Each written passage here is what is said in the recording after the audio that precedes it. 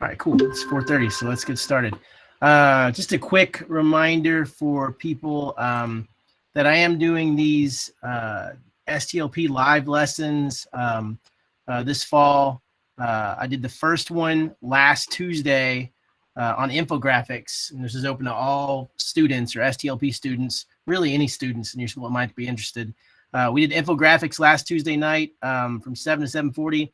I had about 24 kids from about six different schools that worked on infographics with me for that 40 minutes, and it was just a great time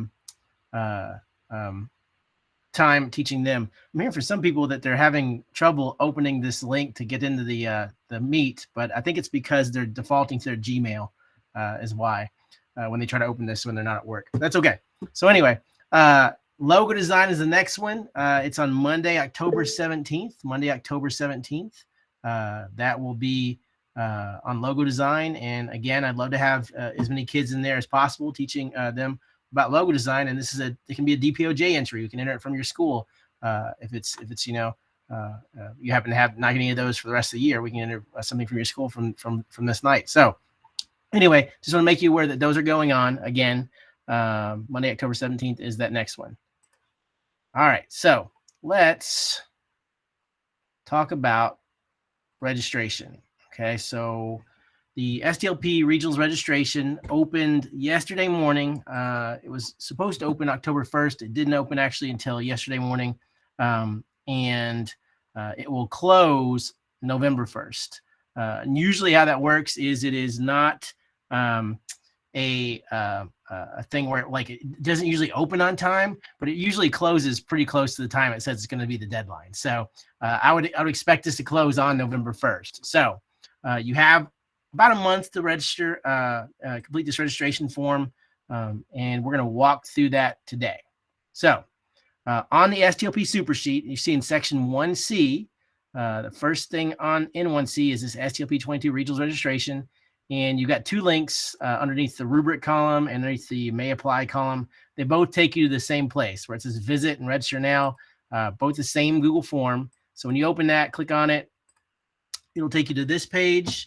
And when you click on that page, it will just be a standard Google form, which you're going to enter your information, right? So if I were to do this, I would enter my JCPS email address, district, you're going to choose Jefferson. School name, you're going to type your school name. I'm just going to type fake elementary on there for me because I'm not attached to an elementary school.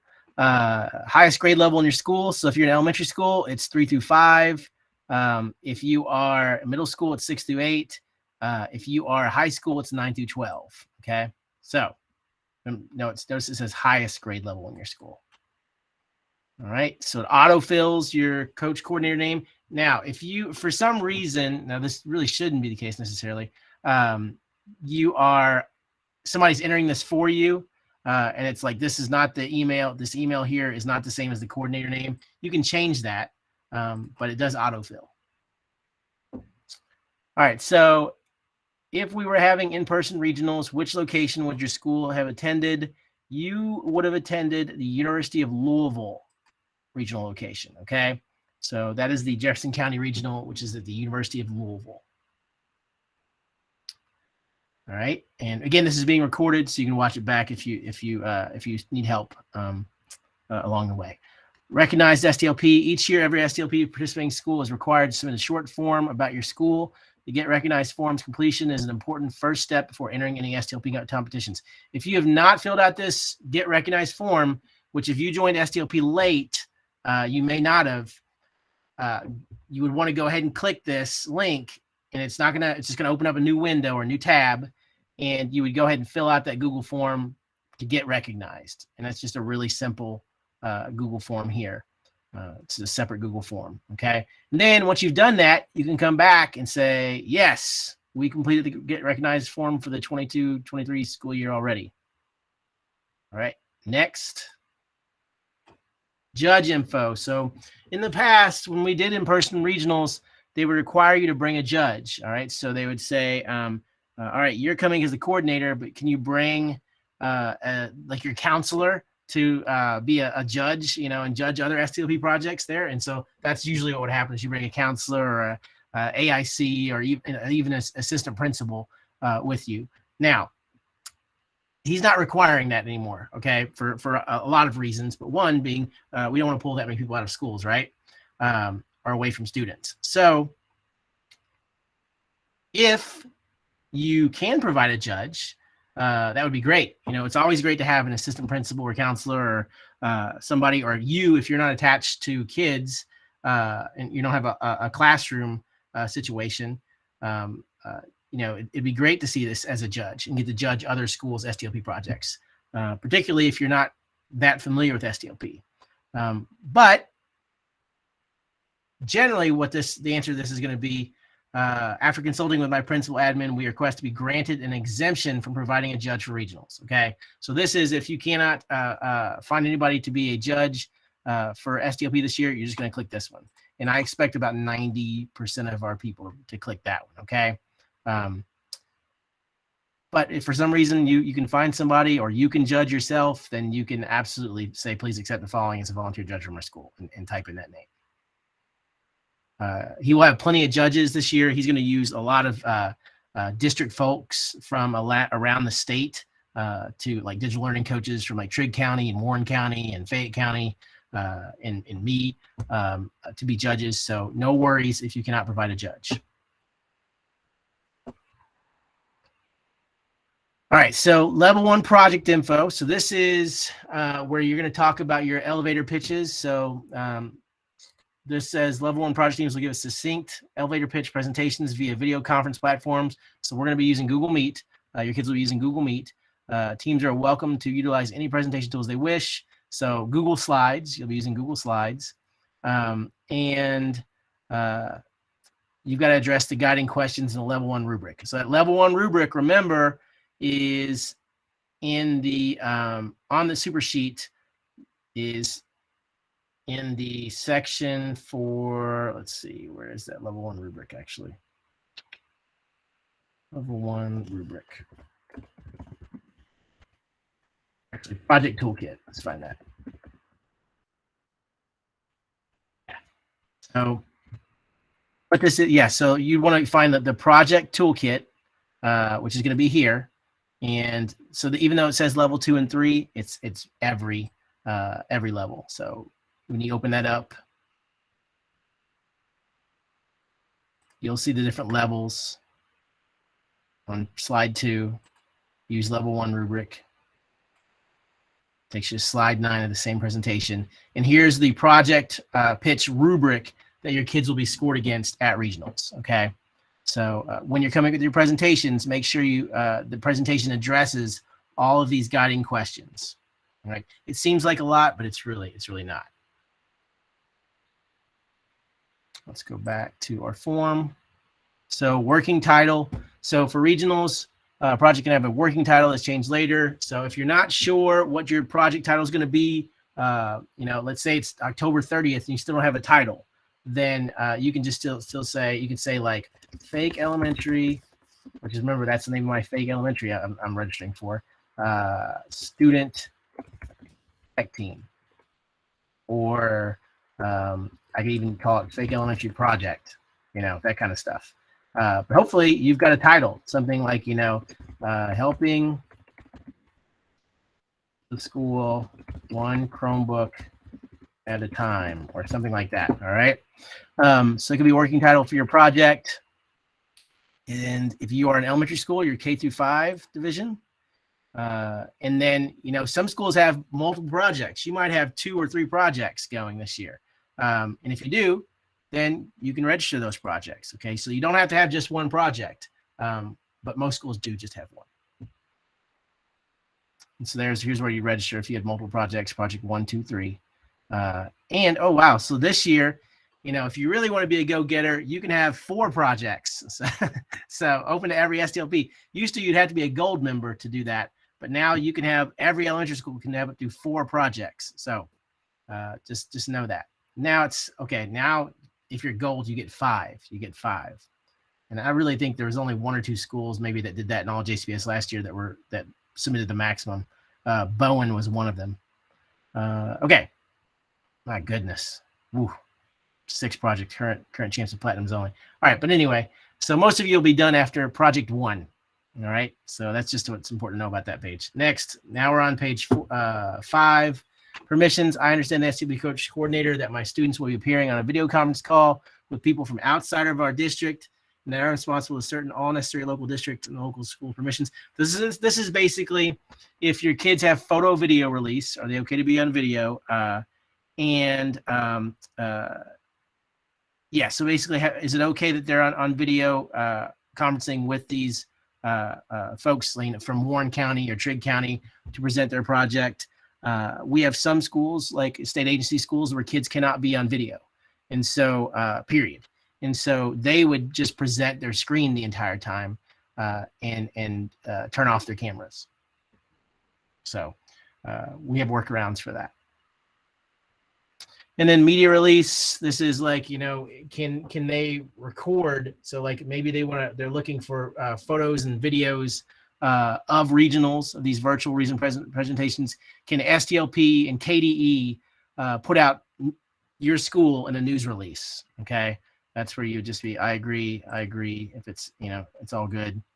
And then you hit submit. All right. I'm not going to hit submit, though, because I don't want Jeff to get a fake elementary school registration and mess up his numbers. So anyway, that is the Google form that you would fill out for registration. It's 5 pages, and there's not a lot to it. The biggest thing is the judge page. Can you provide a judge? And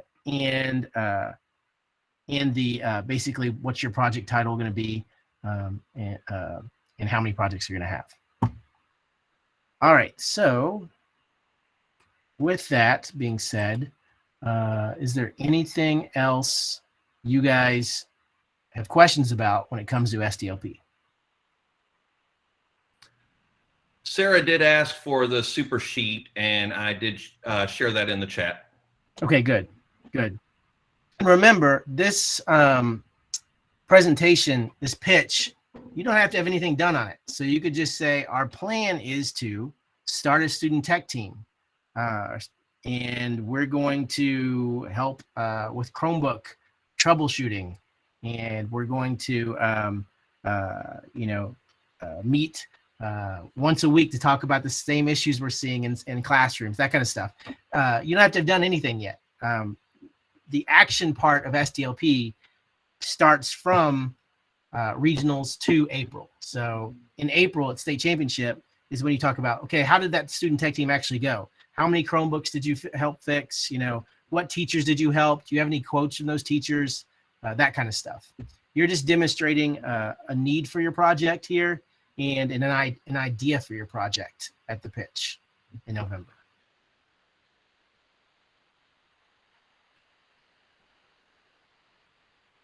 All right. Anything else on STLP today? When do students do their elevator pitch? Yeah, so it's November 14th through 18th. November 14th through 18th is regionals week. And generally what happens is Jeff sends out an email the week before that says Westport Middle School's time is 10:20 on Tuesday, November 15th. And so then it would be on the coordinator to make sure you've got all of your STLP students that are presenting. Remember, only up to 4 kids can present. But it can be 2 kids that present. It can be 3 kids that present. It can be 4 kids that present. It could even be 1 kid that presented. But I will say that if you've got 1 kid presenting, generally those don't go very far or score very well because STLP is kind of a group or a team thing. It's not really an individual project, but I have seen just 1 kid present. So get your 2, 3, 4 kids together at that time, and then you'll just present on that Google Meet. Okay. And I will say generally too, he tries to avoid Mondays and Fridays when scheduling these regionals. So I would bet that November 14th and November 18th, they're not going to be regional pitches. It'll just be the 15th, 16th, and 17th. That's my bet. Now, I could be wrong, but that's my bet. All right. Any other questions on STLP today? November 14th through 18th. So you've got your your work cut out for you, and I think you're good to go though. Remember, all you need is a pitch. Hey George, what's your question? Hey, sorry, my custodians went through just as you were saying. So for the pitch, you were saying need and everything everything that's on that project toolkit rubric. Gotcha. Yeah, level 1 rubric. Oh, thanks.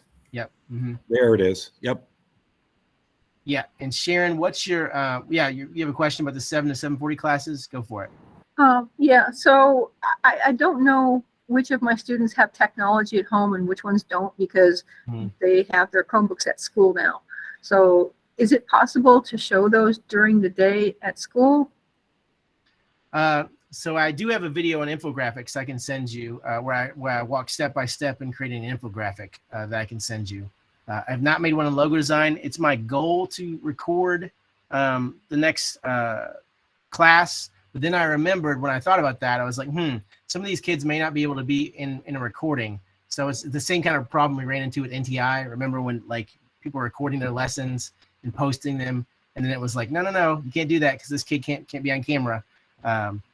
So I'll figure out something. I'll probably just record a separate lesson maybe on logo design and send it to you guys for kids that can't join me live. But it is a great thing to join live if kids do have devices, or you can check out devices to kids. That's what I know one school did that isn't sending devices home currently at the moment. They're checking devices out. They checked out devices to their kids to take home that night to